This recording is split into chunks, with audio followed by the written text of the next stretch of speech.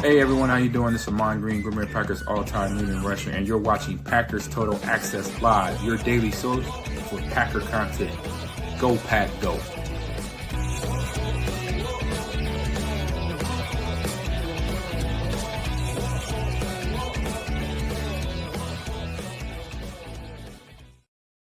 What's up, guys? Welcome into Packers Total Access. My name is Clayton. You can check us out on Packernet.com. Find me on Twitter at Packers_Access. Just wanted to bring you guys and gals a quick little live stream midday. Had a little extra time, and boy, oh boy, just listening and following along on social media to the Packers Seahawks joint practice got me all amped up. I want to get in here and talk a little ball. Just a short little episode for you all, and we're going to dive into the fight that occurred just a few minutes ago or earlier this afternoon, I should say.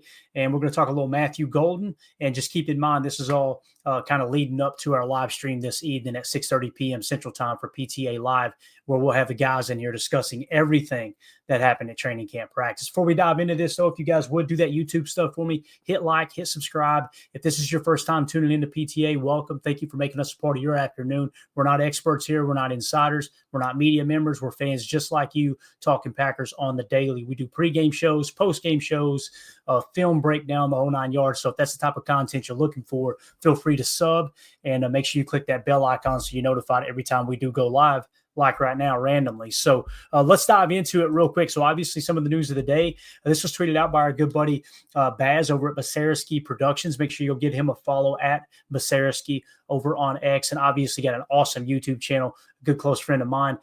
He had tweeted out this video, or at least shared it. It looks like it was originally shared by Chase.Knits on Instagram. And this was the fight between the Packers and the Seahawks as we amp it up here and go somewhat full screen. Probably won't even matter. Let's just keep it right there. We're going to have the volume up a little bit so you can kind of hear the fans' reactions, the crowd's reaction. I want you to really key in on Zach Tom running into the right side of the pile and just throwing absolute haymakers. And then we're going to hear from Zach Tom here in a second. The two that stood out to me, I think Zach Tom did get thrown out of practice, if I understood correctly. He comes in throwing some punches. Tucker Kraft follows him right into war and tackles. I think it was Witherspoon he takes to the ground. He's got 2 or 3 Seahawks straight off of him. So these guys are not playing around. Let's hit it.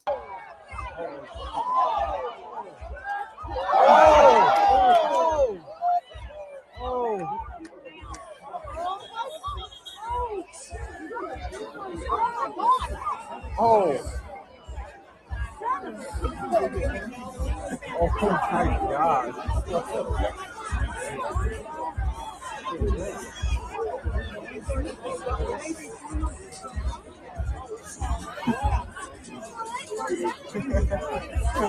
So obviously the quarterback staying out of the mix. You see Malik Willis on the outskirts kind of taking a peek there, but listen, this is what happens when you got joint practices, right?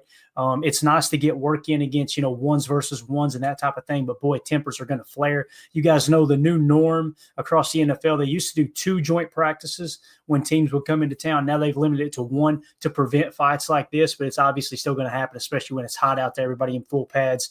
But again, you see at the beginning of this video, Zach Tom comes in, and here's what's crazy. Like Zach Tom, anytime we hear him speak to the media, he's very even keel. He's very just cool-mannered, seems like a really calm dude. It's obvious when he feels like something's happening to one of his boys in the huddle, he's going to come out swinging. As you see, throws a punch there, goes back, throws another punch, throws another punch. He swung on 3 different Seahawks. He was not playing around, and we'll hear from him here in just a second. There's where you see Tucker Kraft come in the backside of the pile, grab a hold of Witherspoon, take him to the ground, and obviously the rest of the skirmish kind of comes to an end as everybody kind of piles on. There's Matthew Golden a little too close to the pile for my liking. But again, it's football season, baby. We made it. We are here. So let's take a peek now into what Zach Tom said that set him off. And the volume is a little low on this video. Hopefully you guys can hear it. This was tweeted out by Matt Schneidman in the Packers locker room immediately following practice. Let's hear what Zach Tom had to say, and I'll try to clear it up for y'all if the volume is too low and read the tweet here. Here we go. I mean, they were in our huddle, and I saw somebody on my left got hit, so I just really nothing. We were in our huddles, and they were in our huddles.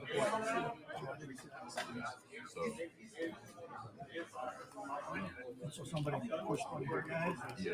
I'm not sure who he pushed, but I saw him jump jump over the top of somebody and hit one of our guys. So I just reacted that way.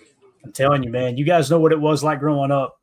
It's the quiet ones you got to watch for, right? And Zach Thomas, that dude. Zach Thomas not playing games. He's very, like I said, very even keel most of the time. But he said someone was in his huddle, and he noticed a guy come over the pile and throw a punch, and that's where he just lost his mind. So I understand there's going to be some people say, hey, look, I don't like this. I get that. I can respect that opinion. I like it.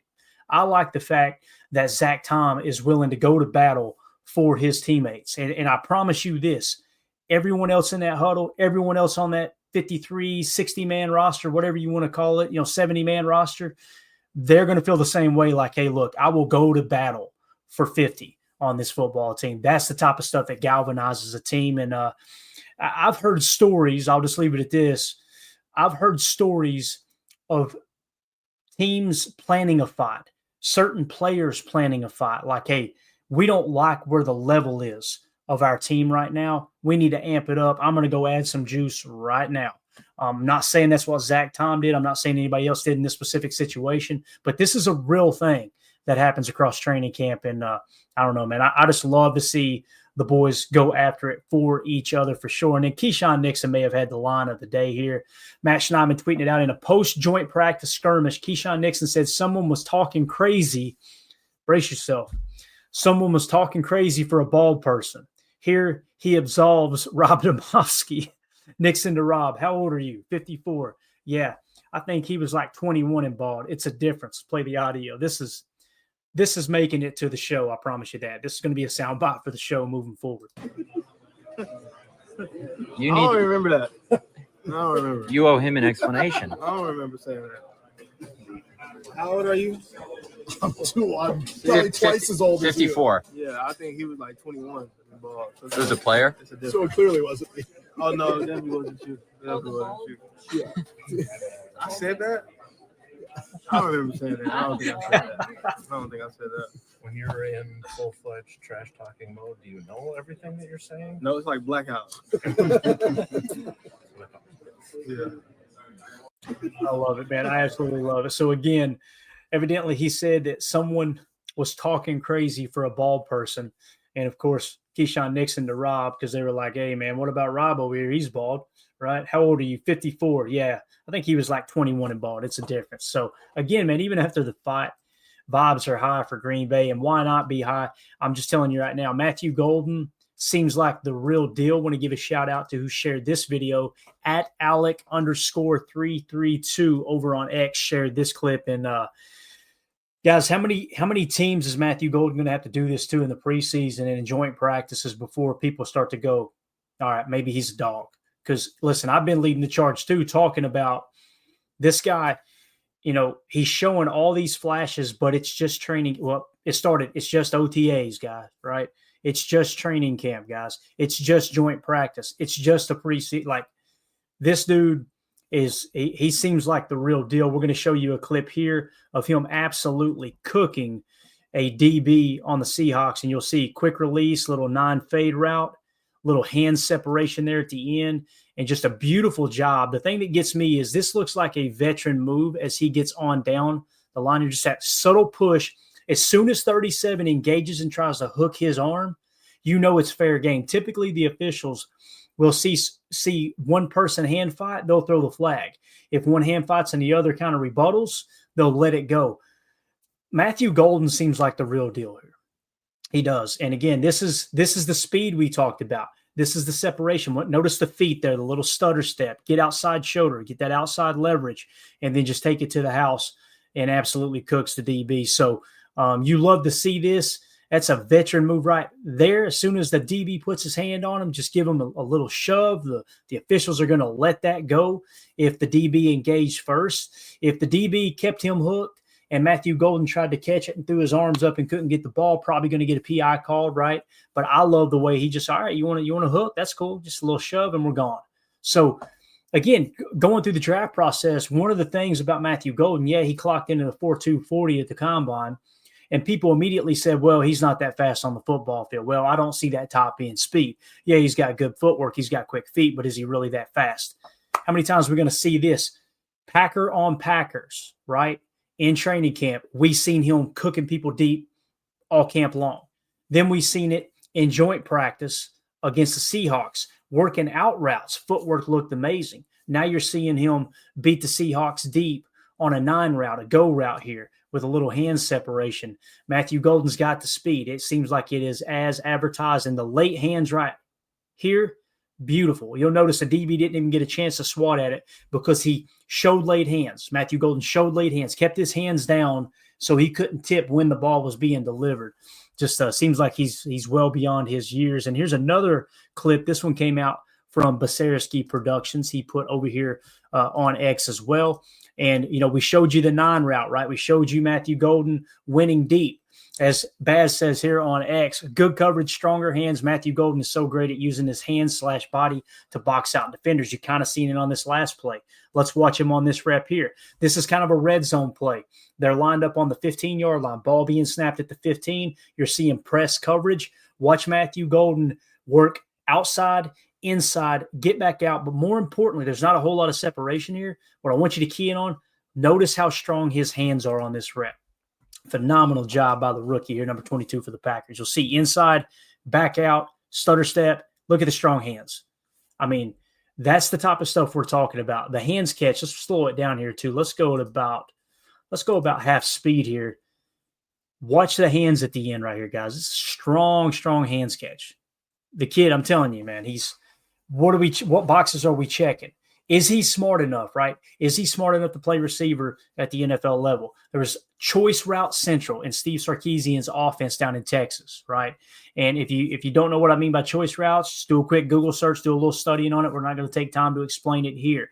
But this guy understands how to read DBs, right, and find the open space. Now it's just a matter of getting chemistry with his quarterback. So if you've got good footwork, you've got top-end speed, you've got the awareness up top here to know how to activate choice routes when you need them, right?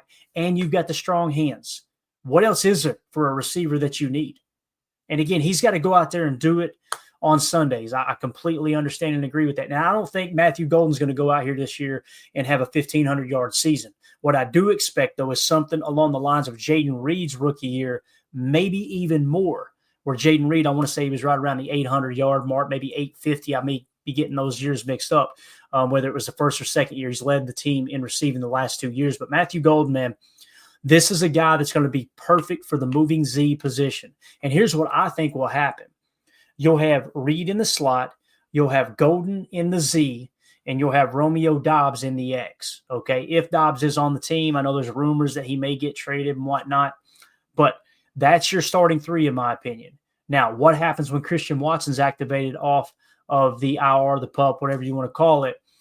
What happens when he's activated maybe week 5 or week 6?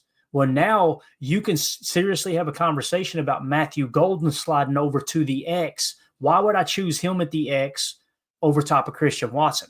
You want speed and size at the Z in Matt LaFleur's offense to be able to stretch the field side, the wide side of the field. Matthew Golden's got the footwork, as you see right here, and the strong hands to play within the phone booth and make those catches at a boundary X position. So if you keep Romeo Doubs this year, you were set up beautifully going into the season to let Matthew Golden play Z until Christian Watson comes back, then work him back into the boundary X with Rome. And then guess what? Romeo walks in free agency unless they work out a deal that's very, very beneficial for the Packers, a team-friendly deal. I don't expect Rome to do that. He needs to go make his money. I get it. But you've got Matthew Golden now in a position with his skill set to play boundary X and allow Christian Watson to stay at the Z, and then maybe you extend Watson's contract. And now you've got 2 burners on the outside with one of the best slot receivers in the game in Jaden Reed in the middle there. If you don't believe me, he led all receivers in passer rating when targeted according to NFL Pro. So, again, drops this year, yeah, there were some drops. Some that got counted as drops that shouldn't have been counted as drops, where he's laying out trying to make a diving catch or the ball's off the mark. That's a discussion for a whole nother day. But really, really like the way this wide receiver room is trending here in Green Bay. So excited about it. I want to hear what your all's take is on the entire situation. So let us know in the comments. as we get ready to get into PTA this evening. We want to know how you feel. What'd you think about the fight? Are you pro-fight? Are you anti-fight? I completely agree with people in the comments that are saying, hey, man, I think it was Jason Wyan here. Good to see you, buddy. He says, hey, don't be throwing punches at helmets. I understand. Still fired me up. And Matthew Golden looking like the real deal. So that's it, guys. If you would hit that like button, hit subscribe. Make sure you click the bell icon so you know when we go live in the future. Random shows like this. We'll see y'all tonight, 6:30 p.m. Central Time for PTA Live. Everybody have a great day. Take care. Here we go. We're out.